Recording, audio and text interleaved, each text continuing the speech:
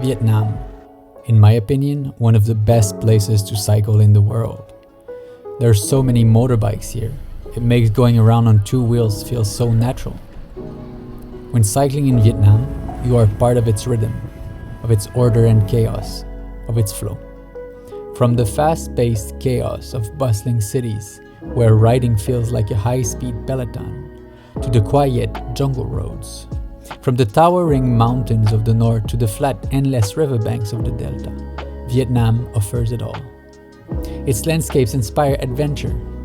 The more I cycled, the deeper my connection grew. I started tracing routes on the map, crazy routes, long distances, brutal elevation gains. It was a test of body and mind. I knew this was the perfect place for an ultra cycling event. Looking at the vertical shape of the country, the idea became clear. A race from north to south. A journey through the heart of Vietnam, but it had to be more. Both ends needed to be explored. A loop through the wild Northern Mountains, a historic stretch along the Ho Chi Minh Road, and a final loop in the Southern Delta. This route isn't just about distance, it's about history, about bridging north and south. And when you ride it, something happens. You reflect, you push beyond limits, you transcend. And so, Innerscape was born. A journey where the landscape and the inner experience become one.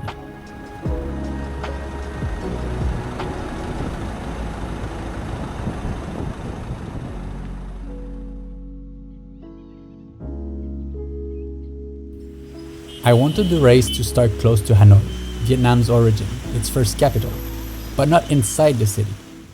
So I searched the map layers for the place where Hanoi's reach begins to fade, where the city's footprint gives way to green. Then I found it, Tay Nguyen, the perfect sized city to start. Easy to reach from Hanoi, yet well located for a quick escape into the mountains. Searching for the exact start point, I found something that resonated deeply with what this race was meant to embody. A Zen monastery, a place of discipline, of self-transcendence. What better symbol of pushing beyond oneself through effort and direct experience? Standing in the monastery parking lot, I knew this was the place.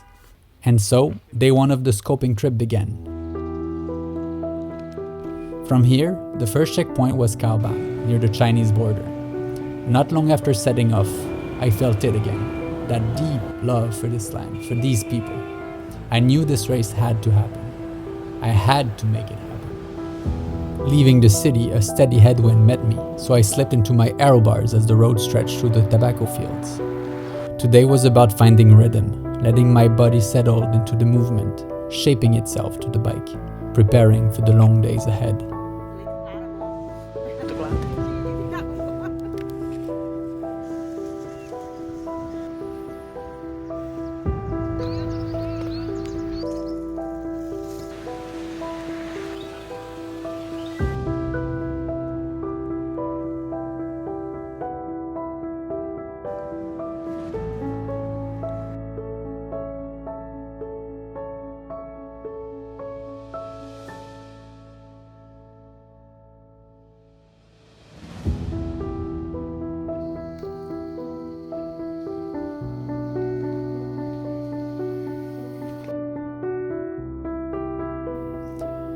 It was also my first time riding with a film crew. That would take some getting used to as well. A last-minute decision, a team formed. A local filmmaker, one driver, that was it. They would be my family for the next 12 days. It wouldn't be easy for them either. Each day, we had around 300 kilometers to cover. I would ride as much as I could within the 8 hours workday we had agreed upon. Then, when time ran out, I'd load the bike into the car and fast forward to our stopping point for the night. Debrief, review footage, adjust the route, plan the next day. This would be our ritual.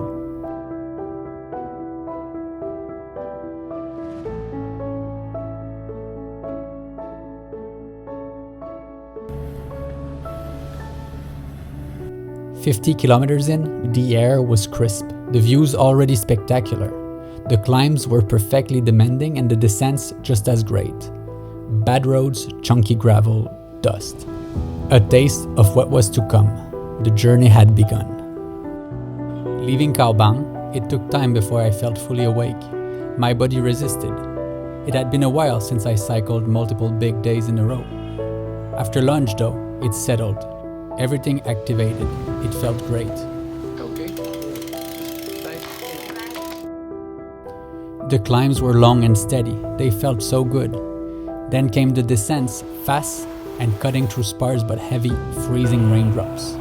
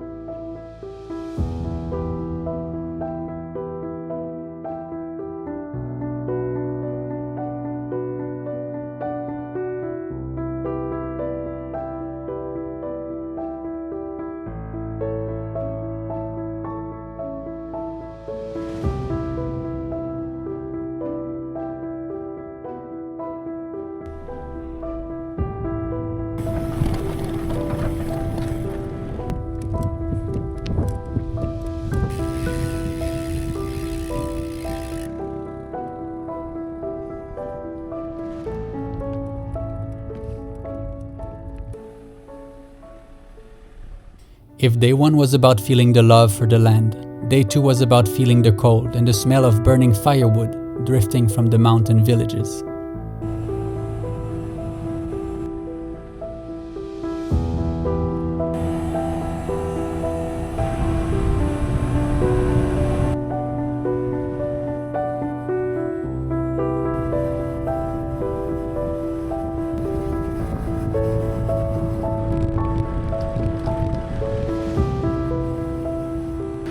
The day would end late in Ha Giang City. Day 3 was about slowing down. The first 2 days had been focused on finding rhythm, adjusting to the terrain and the process of filming. But I realized I was moving too quickly, consuming the landscape without truly connecting with it. Today, I reminded myself, this wasn't a race. It's a scoping trip, a chance to observe and discover.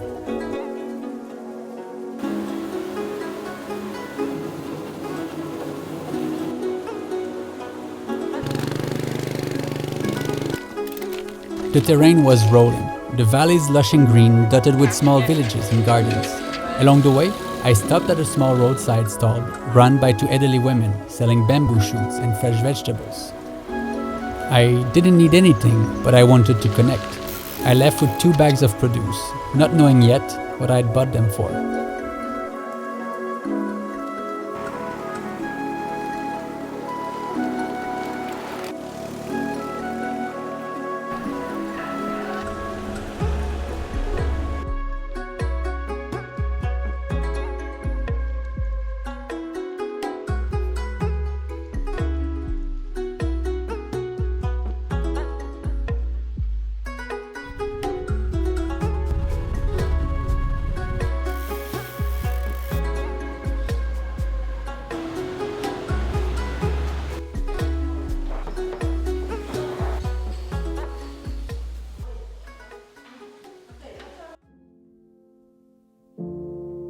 Later, as we climbed into the mountains, the views were breathtaking. We stopped to film, taking our time to capture the beauty of the landscape.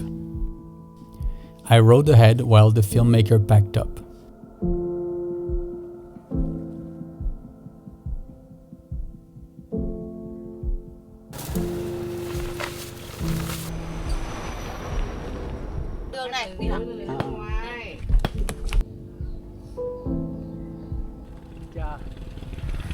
But not far up the road, I saw 3 women sitting by a fire.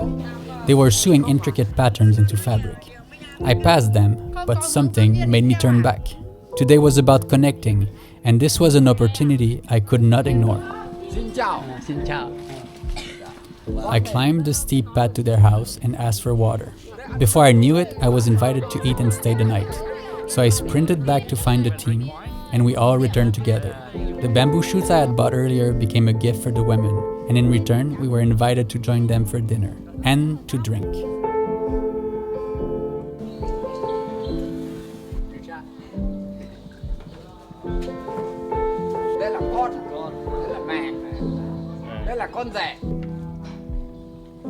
In Vietnam, drinking is a sign of respect, and the rules are simple. When you toast, you drink. I tried to explain that I couldn't drink much, but the host insisted. 10 shots at the men's table and 10 more at the women's. By the end of the night, I had taken close to 30 shots of rice wine. It wasn't what I had planned, but it was a moment of connection and hospitality that I will not forget.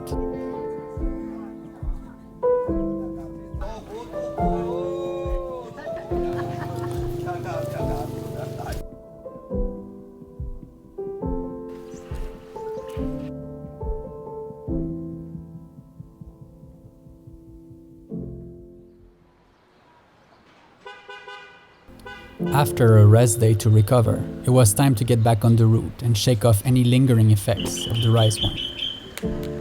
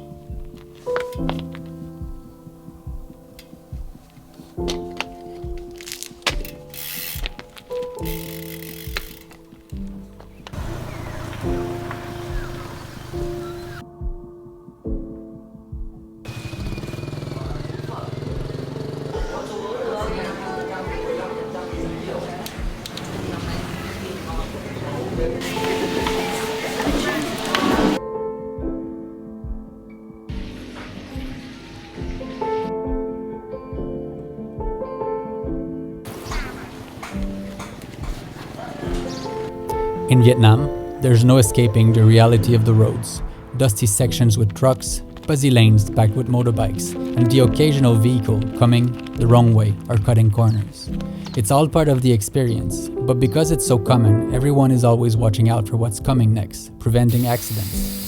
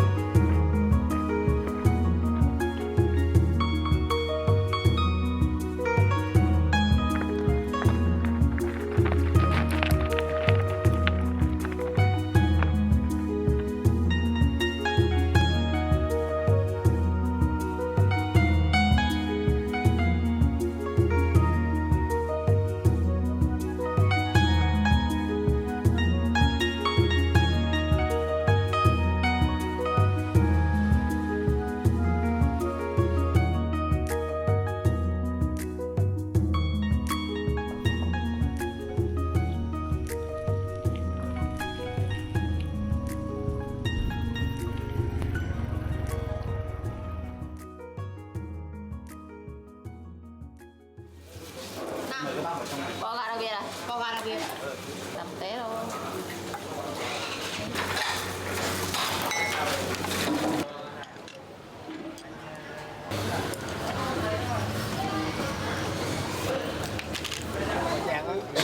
Về lại nhậu thôi giờ sợ lấy xuống lại ủa thử có cái định danh. Leaving Dien Bien, I followed the canal away from the city, far from the main roads. It was the perfect place to see farmers working in the green fields. Another hot day, with plenty of climbs and some fast descents.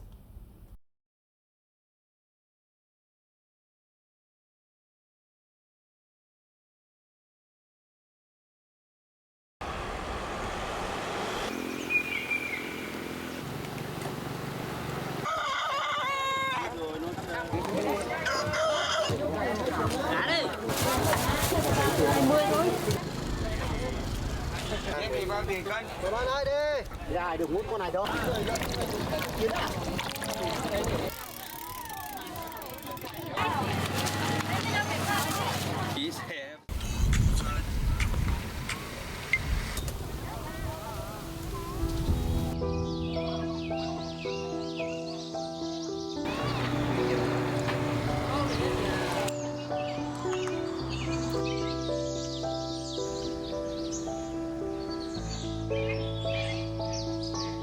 Further along, the route became hot and dusty, with trucks hauling resources out of the mountains. It made everything more engaging.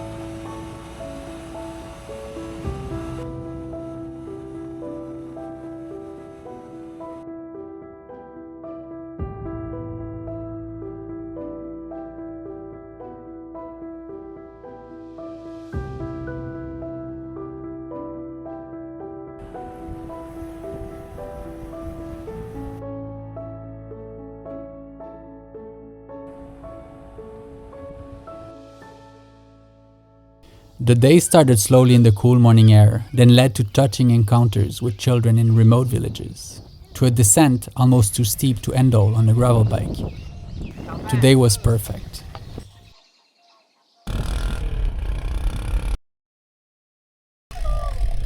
If I had to pick a favorite section, this would be a strong contender. Day 6 captured the magic of riding in Vietnam, where the terrain changes quickly and always keeps the ride dynamic, pushing you to adapt. One moment the road is smooth, the next it is chunky gravel and mud. Hello. Hello. Hỏi là xe 16 chỗ đi được không? Không đi được hả?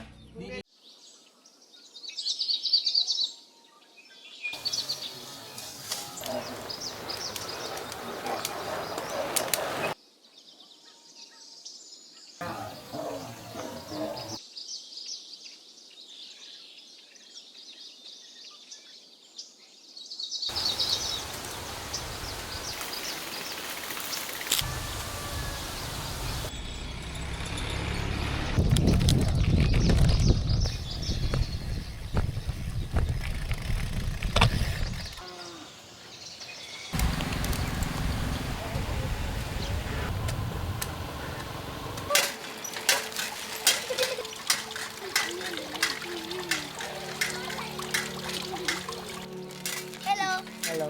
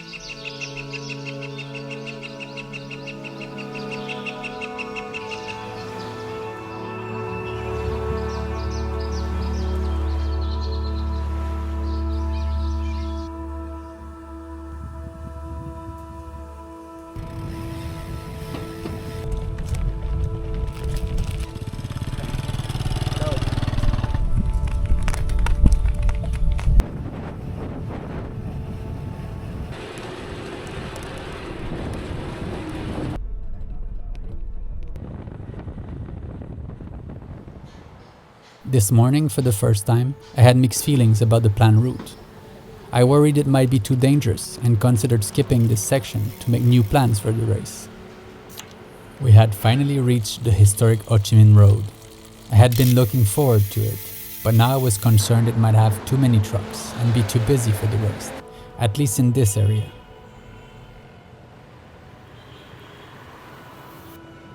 In the end, after debating with myself, I decided not to skip it. I needed to experience it firsthand to understand what the riders would feel. As soon as I started cycling, I felt safe, and all my doubts vanished. I was inspired by Vietnam's history, by the land itself, and by what it means to organize a race here as a foreigner. It had to be a work of respect. This section captured the feeling I had wanted to create when I first planned the route. After the elevation and remoteness of the northern mountains, it was time for a different skill set, power endurance and aero bars. With good energy management, riders could make good progress, but overdo it and you risk burning out. This section is a straight line through history, with rolling hills. Even though the road generally descends, you still have to conquer a fair amount of elevation. This long and steady effort puts you in a space to be with yourself, until only the effort remains. No more inner story to grasp at. Here and now, you become the effort.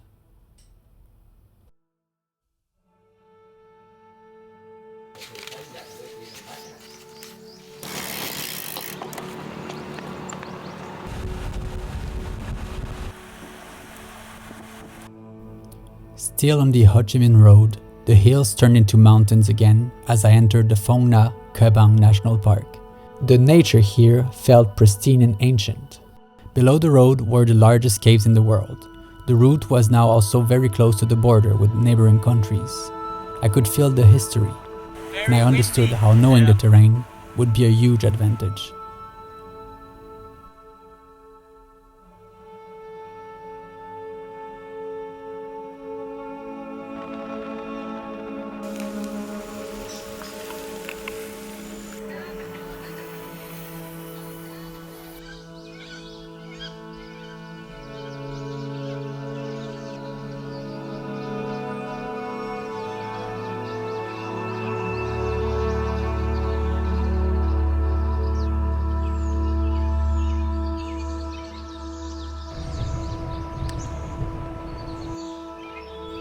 Today was going to be the longest day of the trip as I got closer to the end of the northern section. Around 3 p.m, I sent the filmmaker and the driver back as I continued deeper in the jungle. The road ahead was blocked anyway, only a bike could pass. I would catch up with them around midnight.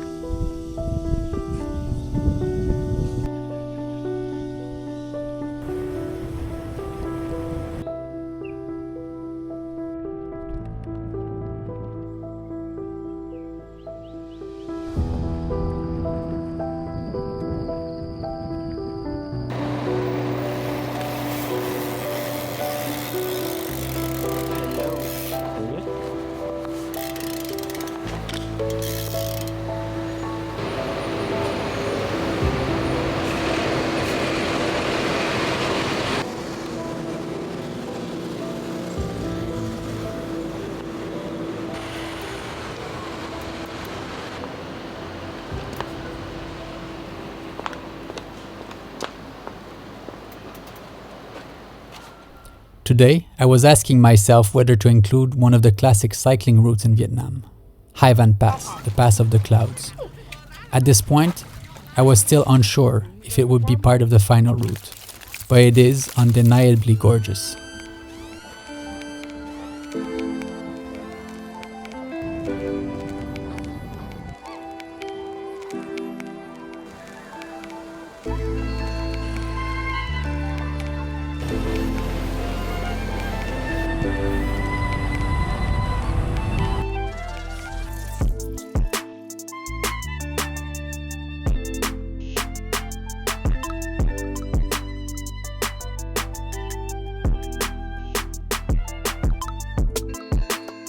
Creating this route and planning this trip, I had clear goals. I was looking for remote routes with unexpected twists. I wanted to create a route with a mix of terrains that would demand different skills.